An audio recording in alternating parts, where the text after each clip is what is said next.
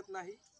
मोठ्या प्रमाणात हे जीवाणू जमिनीमध्ये जर तयार झाले तर पिकाला लागणाऱ्या सर्व ज्या काही बाबी आहेत, सूक्ष्म अन्नद्रव्य, मुख्य अन्नद्रव्य, दुय्यम अन्नद्रव्य, याचा पुरवठा हे जीवाणू पिकाला करून देत असतात। म्हणून या जीवाणूची संख्या आपल्याला जमिनीमध्ये वाढवायची आहे, जमीन जिवंत करायची आहे, जमिनीचं आरोग्य जपायचं आहे, जमिनीमध्ये गांडुळांची संख्या वाढवायची आहे। म्हणून आपल्याला हे जीवामृत पिकाच्या मुळांना द्यायचं आहे। हे जीवामृत कशा पद्धतीने तयार करता येईल हे आपण पाहू। त्याच्यामध्ये आपण सुरुवातीला शुद्ध देशी गाईचं 5 किलो शेण घेतलं आहे। देशी गाई म्हणजे ज्या गाईंना वशिंडा आहे अशी गाई, मग त्या गीर असतील, खिलार असेल, गवळव असेल, देवणी असेल, लाल कंधारी असेल, आटपाडी खिलार असेल, ज्या आपल्या स्थानिक भागामध्ये उपलब्ध आहेत अशा गाई। त्यानंतर आपण 1.5 किलो काळा गूळ घेतलेला आहे। त्यानंतर आपण कडधान्य वर्गीय डाळीचं पीठ 1.5 किलो घेतलेलं आहे। बांधावरची माती साधारणतः 1 ते 1.5 किलोच्या आसपास आपण घेतली आहे आणि 5 लिटर गोमूत्र घेतलेलं आहे। हे घटक जीवामृतासाठी आवश्यक असतात, म्हणून आपण हे सर्व घटक घेतलेले आहेत। आता या घटकाचं आपल्याला मिश्रण करायचं आहे।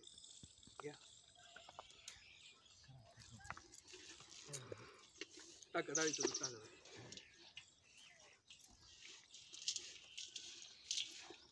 डाळीचं पीठ आपण टाकतोय, माती मिक्स केलेली आहे।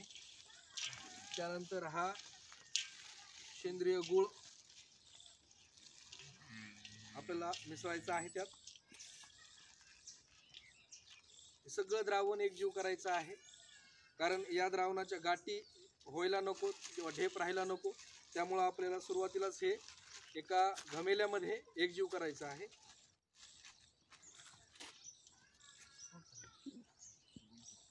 त्यानंतर हे गोमूत्र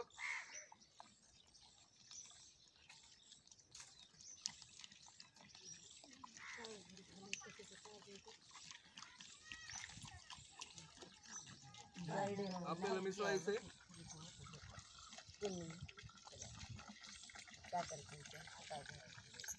मोठ्या प्रमाणात जो रासायनिक खतावरचा आपला खर्च होतोय, त्या रासायनिक खताच्या खर्चाला कुठेतरी फाटा द्यायचा आहे।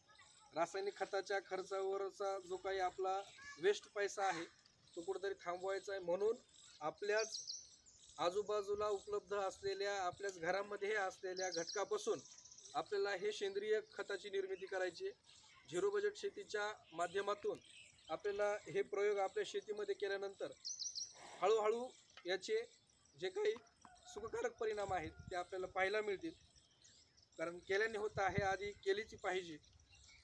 या मोहिमेनुसार आपलं कर्तव्य आहे की आपण ते करणं गरजेचं आहे।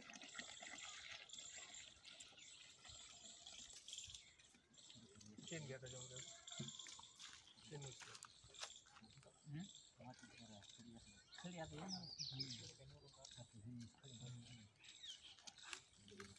आता आपण हे सगळे घटक एकत्रित एकजीव केलेले आहेत। लाखो करोडो जीवाणूंचं इथं निर्मिती होते। याचा फायदा असा आहे की पिकांच्या मुळाला जर हे तुम्ही दिलं तर तुम्हाला ह्युमिक ॲसिड द्यायची आवश्यकता नाही। नत्र, स्फुरद, पालाश जे काही जमिनीमध्ये सुप्त अवस्थेत आहे हे मित्र जीवाणू, हे बॅक्टेरिया ज्याला आपण म्हणू, ह्या जीवाणू त्या मुळांना ते सुप्त अवस्थेमधलं नत्र उपलब्ध करून देण्याचं कार्य करतात। मुळांची वाढ जोमदार होते, पांढऱ्या मुळांची वाढ होते आणि त्याचे परिणाम पिकावर पाहायला मिळतात। पिकावर जे काही रासायनिक खतामुळे जमिनीचं आरोग्य धोक्यात आलेलं आहे, ते आरोग्य सुधारण्यासाठी या जीवाणूंचा आपल्याला अतिशय मोलाचा उपयोग होतो। म्हणून आपल्याला जीवामृत हे देणं आवश्यक आहे।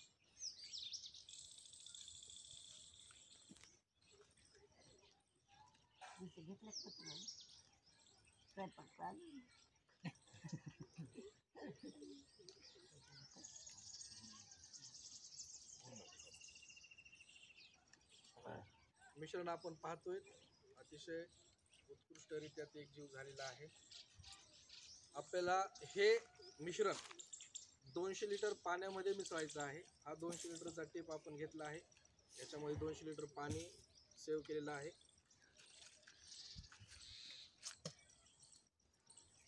जमिनीमध्ये जीवामृत दिल्यानंतर जमिनीला एक रवाळपणा प्राप्त होतो. रवाळपणा प्राप्त होतो एवढंच नाही तर जमिनीमध्ये आपला जो काही गांडूळ हा मित्र आहे, या गांडुळाची मोठ्या प्रमाणात निर्मिती होते.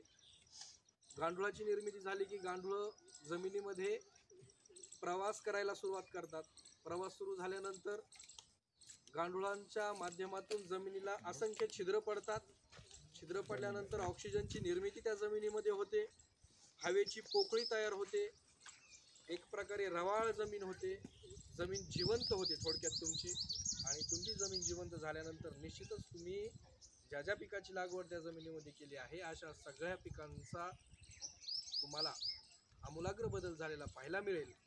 म्हणून आपल्याला सेंद्रिय शेती, आता जी काही ऋषीमुनी करत आलेली जी काही सेंद्रिय शेती होती, या सेंद्रिय शेतीचा अवलंब करणे ही काळाची गरज आहे. झालेलं आहे आपलं मिश्रण. या आता वर घ्या ते.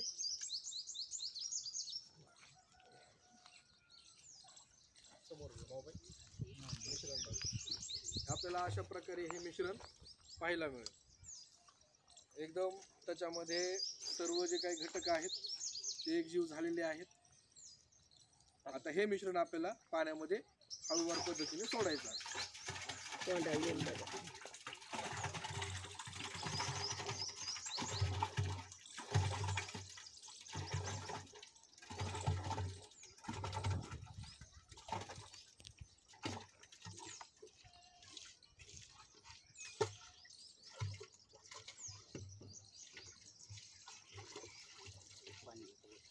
पाणी घ्या त्याच्यात.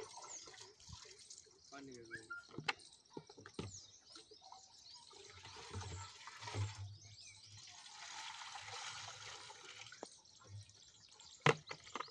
काठी घ्यायची मोठी.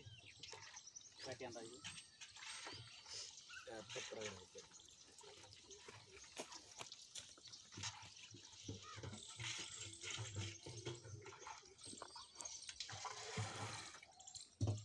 अशा पद्धतीने जीवामृताची निर्मिती आपली झालेली आहे.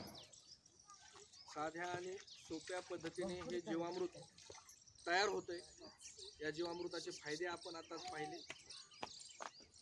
नत्रज, पुरत, पालाश, सूक्ष्म अन्नद्रव्य, दुय्यम अन्नद्रव्य ते पिकाला उपलब्ध करून देण्याचं कार्य हे जीवाणू करतात. आमचे कृषी मित्र महादेव शेलार प्रत्येक शेतीशाळेला उपस्थित राहून शेतकऱ्यांना शेतीशाळेविषयी माहिती देण्याचं कार्य चांगल्या प्रकारे ते करत असतात.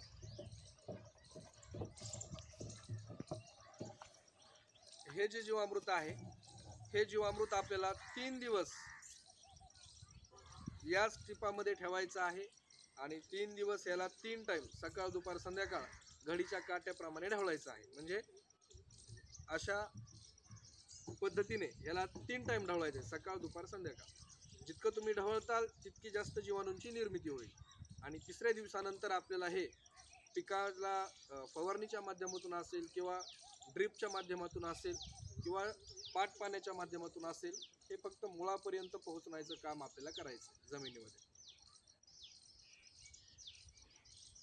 याविषयी काही शेतकऱ्यांच्या अडचणी असतील तर त्या विचारू शकतात. सांगा, ही पद्धत सांगा आपण जी आता तयार केली तिकडे बघून सांगा.